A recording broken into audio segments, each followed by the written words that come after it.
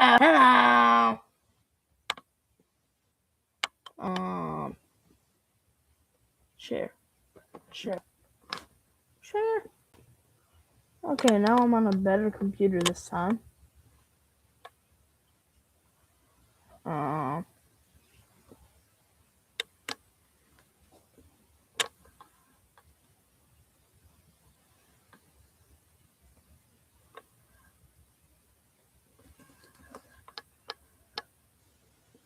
skibba booba booba booba bop bop. Skibby bop bop bop bop beep bop. Hold up. I need to check something. Skibby dop bop bop bop. Live. I'm in the room. Hello, hello. Okay, this mic is so much better. But y'all can't hear it. Y'all can't hear what I'm playing, but that's alright.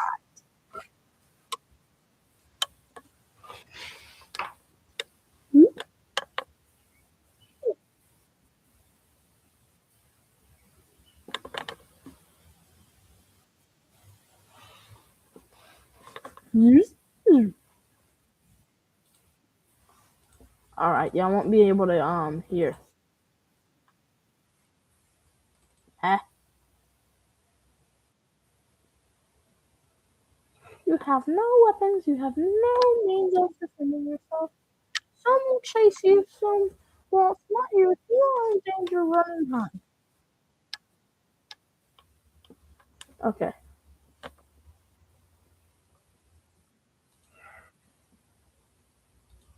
Nomenclature, but technically, legally, that matters. There's extended service contracts. There's like tire and wheel protection. There's exterior coatings to keep, your RV looking good from sun exposure long term. There's a lot of different things you have the option of adding to your RV after it's actually already been approved for command. But you are never, never required to add those things to your RV. This is a linear deal here. This is a legal deal.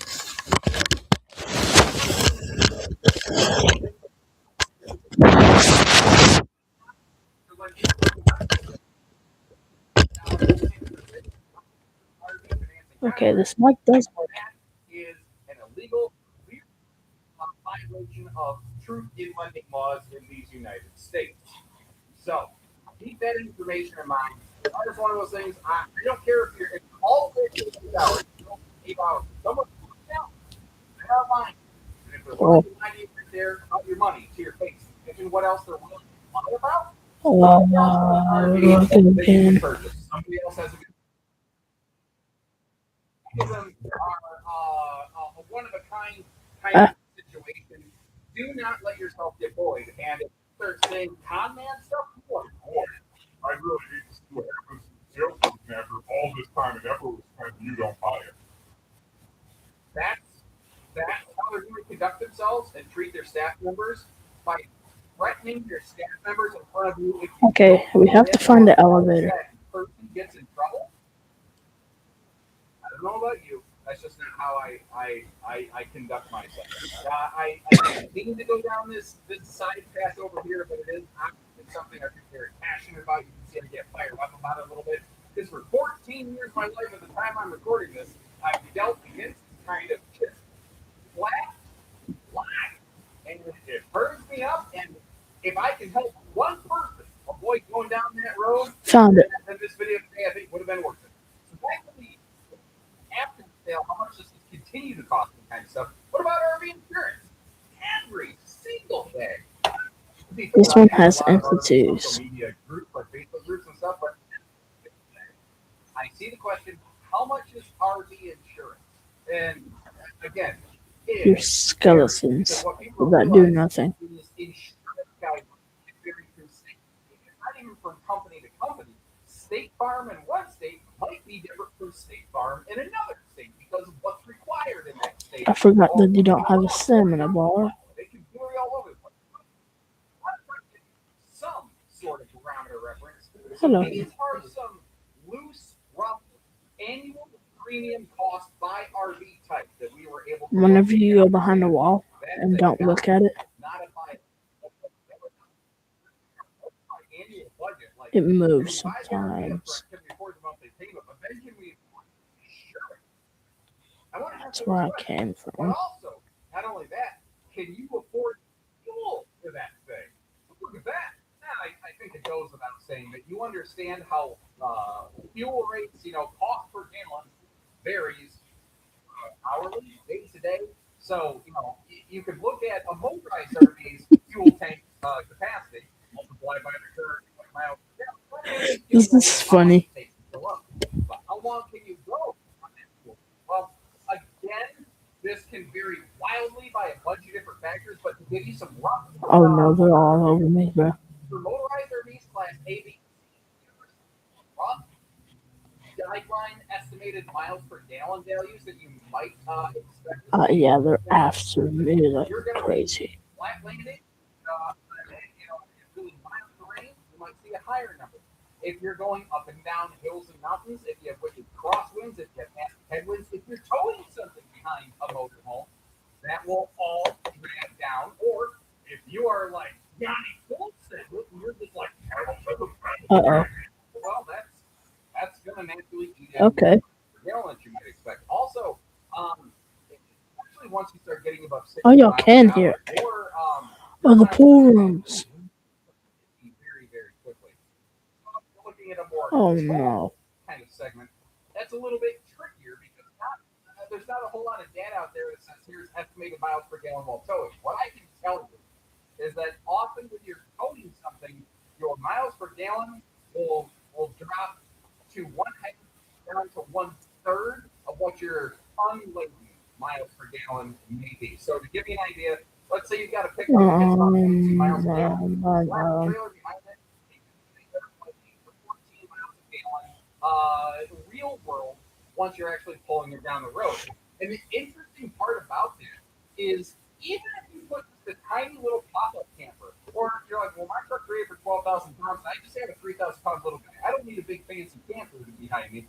You will still see a significant reduction in your miles per gallon because you're breaking the wind signature that those automotive manufacturers have taken a lot of time, effort, money, and engineering to try to get their miles per gallon ratings higher because there's some federal regulations requiring that they need to do that as fast as they can. So as a result, what this all means is even if you have a small trailer or a big trailer, it's very hefty miles per gallon. And electric vehicles are starting to become part of the conversation here. What I've noticed is very similar in electric vehicles, where if somebody don't know where to go. has electric vehicles, say a 300-mile range, tow vehicle, as it were, and they start towing a trailer behind it, they'll get about 100 miles out of it before they need to recharge. A lot of people are really freaked out by then. But if you look at the miles per gallon drop in an internal combustion engine, it's a very similar ratio.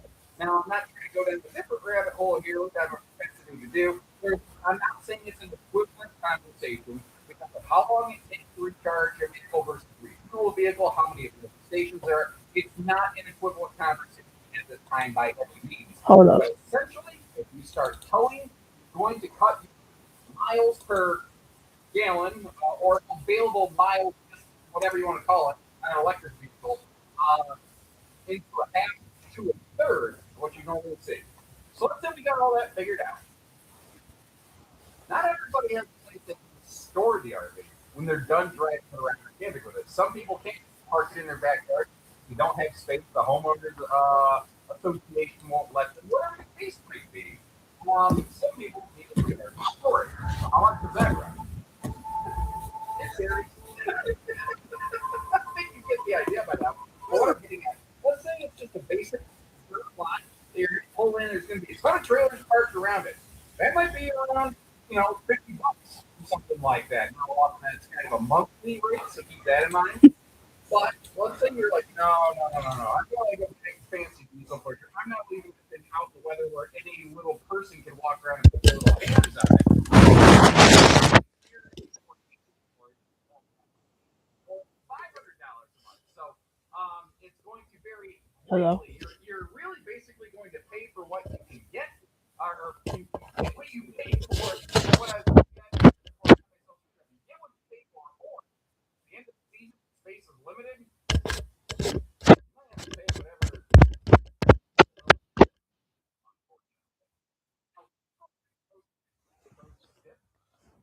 Whatever. I don't know my video. Scary Teacher 3D installed. Pro tip in RV storage is you might want to check to see, like, let's say you're like, oh crap, my kid forgot his favorite Transformer Optimus Prime Bumblebee toy in his big bunk out of our RV. You have to open the side to get there. Your I'm RV going to storage nail whoever is able responsible. to, like, is there enough space to put those folding steps down? A lot of our things are pulled down stable steps, like you're on the scale of your own shoulder. Nice reveal. I'm proud of it. Mama here. But my point is, the more we take back, the more money Oh they my make. gosh, this And looks they so don't huge. necessarily need to get it. So a lot of together. You can't open slide. But first, before I play this, I need to play a tune on the accordion. In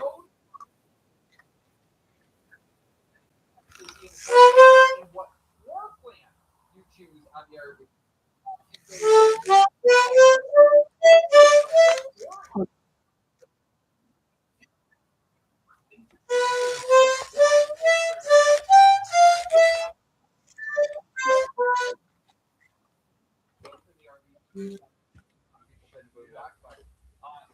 Yeah, The vast majority of people do tend to park camp. So I'm actually in the stream soon. how much does it cost to stay at camp? The answer is going to be, if you're going to get what you pay for, typically it's going to vary by city. How do I exit this? Facility.